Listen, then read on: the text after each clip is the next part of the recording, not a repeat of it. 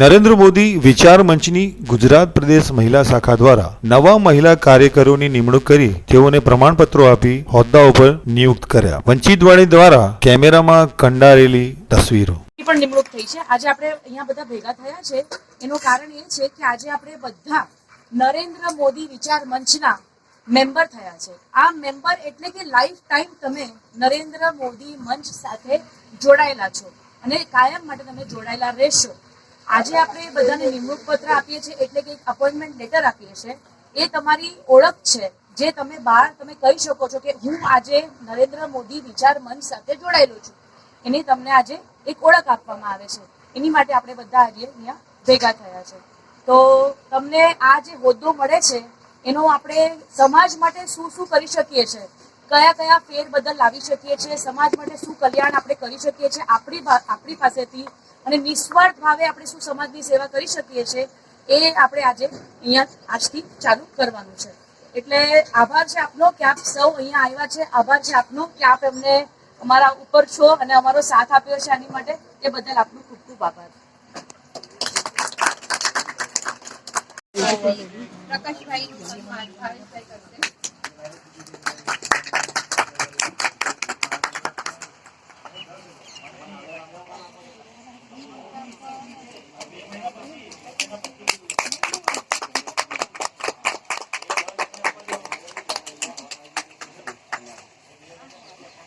સાહેબની નિમણૂક કરી છે અને જિલ્લા પ્રમુખ તરીકે નિમણૂકનું હું એને આવકારું છું અને ખૂબ ખૂબ આગળ વધે એવી શુભકામનાઓ પાઠવું છું અને એને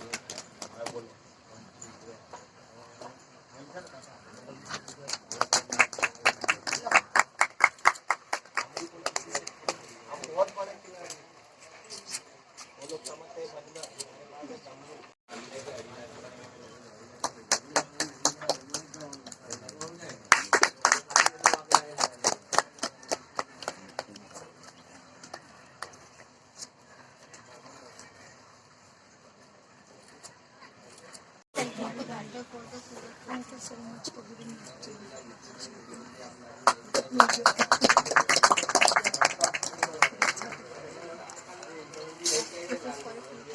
Yeah, thanks a lot.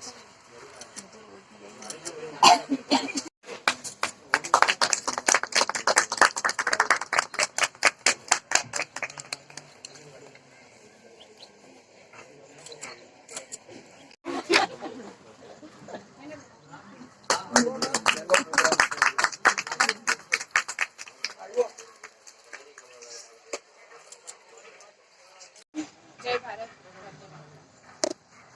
Narendra Modi વિચાર મંચના સુરત જિલ્લા મહિલા શાખાના અધ્યક્ષ તરીકે હું સાથે છે. આપ સર્વનું હાર્દિક સ્વાગત કરું છું.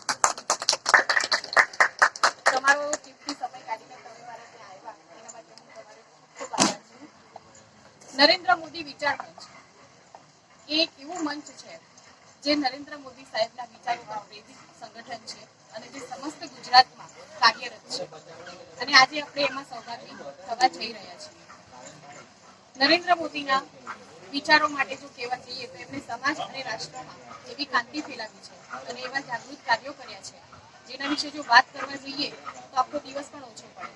અને મોદી સાહેબ વિશે જો વાત કરીએ તો સુરત સામે દીવો લઈને જવા જેવું થાય.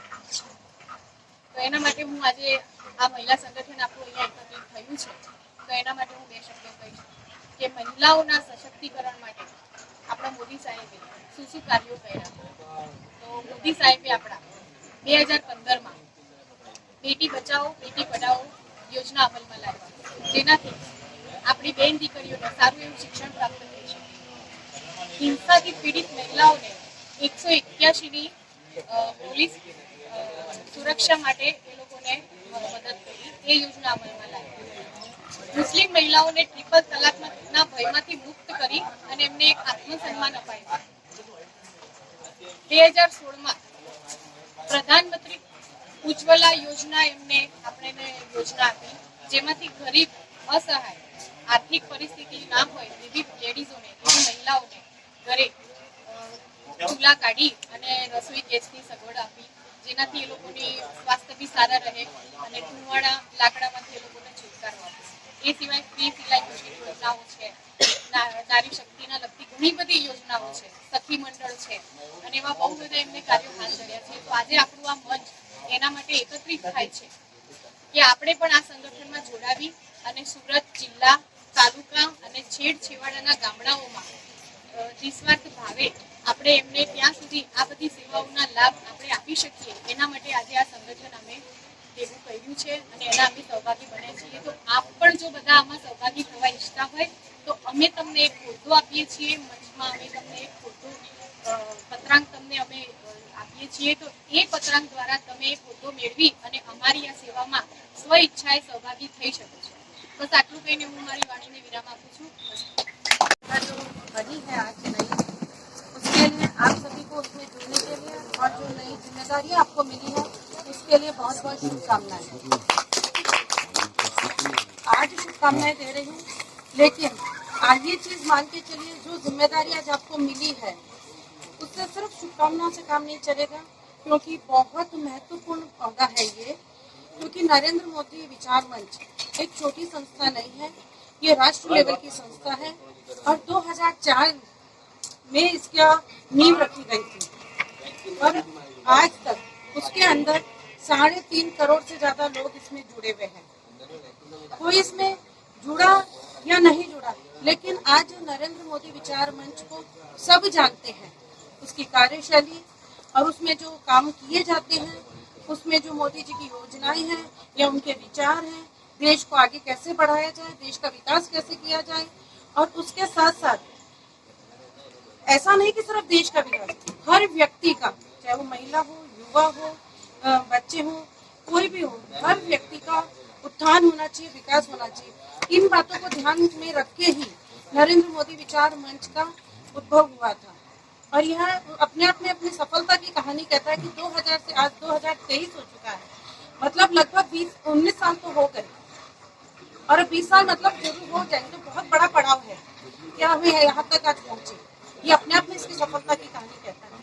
तो सबसे अच्छी बात यह है कि आप लोग सब बहुत सौभाग्यशाली हो कि बहुत अच्छी संस्था से आप लोग जुड़े हो और एक आप लोगों ने बहुत बड़ी जिम्मेदारी का मतलब दायित्व अपने हाथों में लिया है. तो आप लोग अपनी जिम्मेदारी अच्छे से निभाओ और जो इस संस्था के जो विचार हैं, जो इनके उद्देश्य है उसमें आप लोग पूर्ति करने में अपना योगदान दे सको, ऐसी मेरी शुभकामनाएं हैं. इसके साथ साथ ये प्लेटफॉर्म ऐसा है कि इसमें हमें खुद को भी डेवलप करने का मौका मिलता है, हमारी पहचान भी बढ़ती है, लोगों से संपर्क बढ़ता है, मतलब हम लोगों का के साथ विकास कर सके. उसके साथ साथ सबसे पहले हमारा खुद का विकास होता है. ये सबसे बड़ी खूबी है इस संस्था की. तो इसमें आपका भी व्यक्तित्व का विकास कीजिए, पब्लिक का काम कीजिए और कहीं भी सहयोग की जरूरत हो, आपको लगता है हमें सहयोग की जरूरत है, तो एक महिला होने के नाते हमेशा आप लोगों के साथ हैं. और जैसे रचना तो मेरे साथ बीजेपी में वार्ड महिला मोर्चा में जुड़ी भी है मेरे साथ में। त्रिशा बहन से भी अभी मुलाकात हुई थी कार्यक्रम के दौरान बीजेपी के, तो बहुत अच्छा लगा कि आज सब लेडीज दीपिका ये भी अभी महिला मोर्चा में हमारे साथ वार्ड नंबर 22 में जुड़ी है और काफी एक्टिव है, तो इनको यहाँ देख પાલ ભાઠા બધા જાણીતા જ છે અને હું સુરત ડિસ્ટ્રિક્ટ કોર્ટ સુરતથી તાપી સુધીની જિલ્લા કાનૂની સેવા સત્તા મંડળની પેનલ એડવોકેટ છે એટલે લેડીઝ બાળકો સિનિયર સિટીઝનના માટે અમે વર્ક કરીએ છીએ. પછી હું એસએમસીની પેનલ એડવોકેટ છું, એક ઓથર છું, ઇંગ્લિશમાં બુક લખી છે.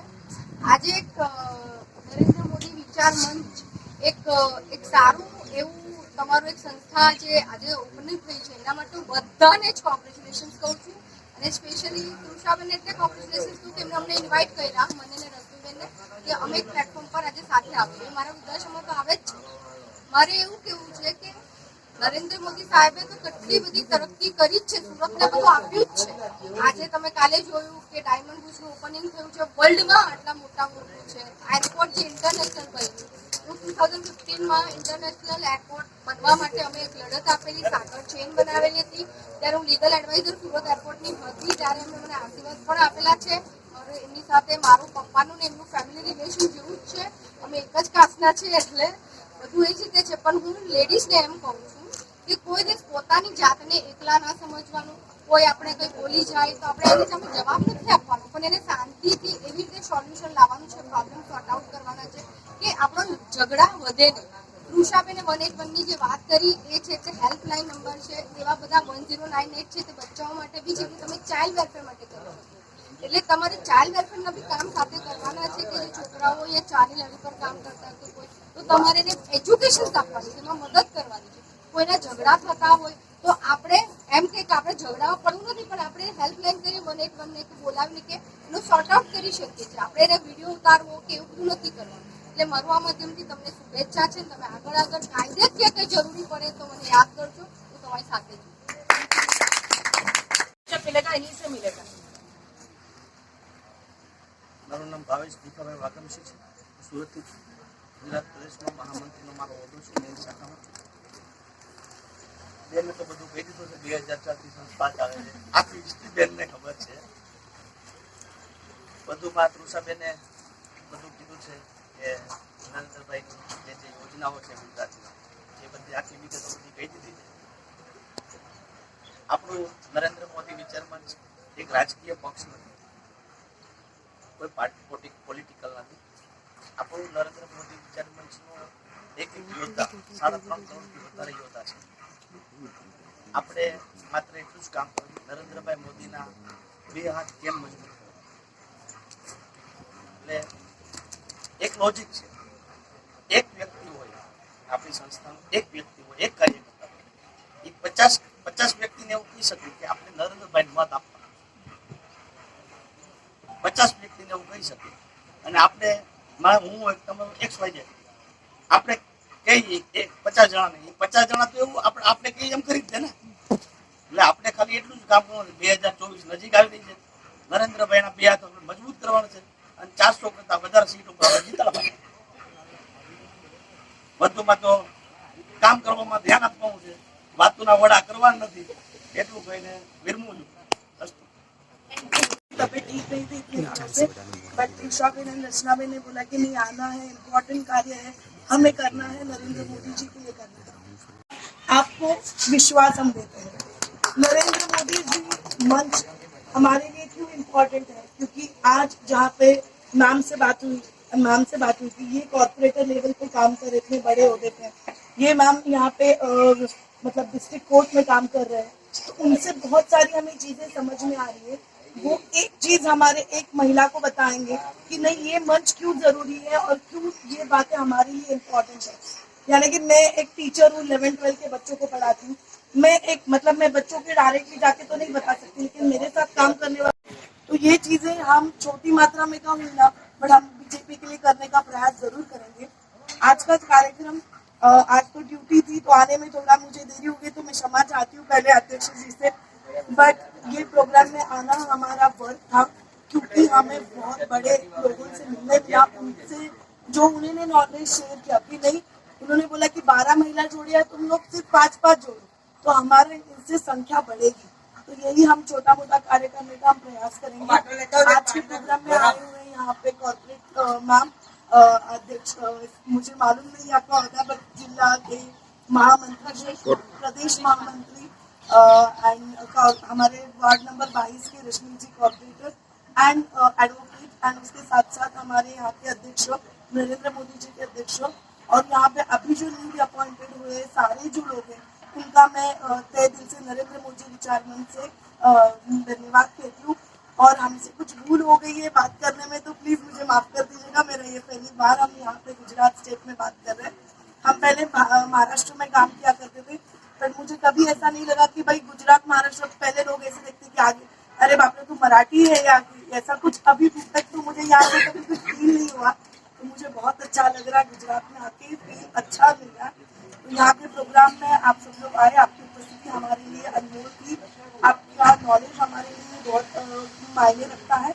और विचार मंच की तरफ से अध्यक्ष जी के परमिशन। नमस्कार, मैं रश्मि साबू, कॉर्पोरेटर वार्ड नंबर 22, और आज यहाँ नरेंद्र मोदी विचार मंच के अंतर्गत सूरत जिला महिला शाखा का नई शाखा गठित हुई है, उस कार्यक्रम में उपस्थित हुई हूँ। मेरे साथ में नरेंद्र मोदी विचार मंच के प्रदेश महामंत्री गौतम भाई और सूरत शहर अध्यक्ष प्रकाश भाई और एडवोकेट बीना भगत, और उसके साथ साथ नवनिर्वाचित पूरी टीम और उनकी अध्यक्ष तृषाबेन गज्जर भी उपस्थित हैं। और इस कार्यक्रम में हम लोग जो नई टीम हुई है उनको पत्रांक देने के लिए और उनको गाइडलाइन की कैसे काम, मार्गदर्शन की कैसे काम हमें आगे करना है, और नरेंद्र मोदी विचार मंच जो आज 2004 से स्थापित हुई भी राष्ट्र लेवल की संस्था है, उसमें कैसे काम किया जाता है और उसमें जो 3.5 करोड़ लोग जुड़े हुए हैं वो किस तरीके से कार्यक्रमों को और विचारधाराओं को आगे बढ़ाते हैं, इसके मार्गदर्शन हेतु और इनको काम की श्रृंखला में अपने मेंबर्स को कैसे आगे बढ़ाना है और सरकारी योजनाओं पर और व्यक्तित्व के विकास पर किस तरह से काम करना है, इस तरह की जानकारी हमने दी है। और इन सबको आगे ये अच्छे से अच्छा काम कर सकें, इसके लिए बहुत शुभकामनाएं कि ये सब उत्तरोत्तर प्रगति करें और हम सबका सहयोग इनके साथ हमेशा रहेगा। धन्यवाद।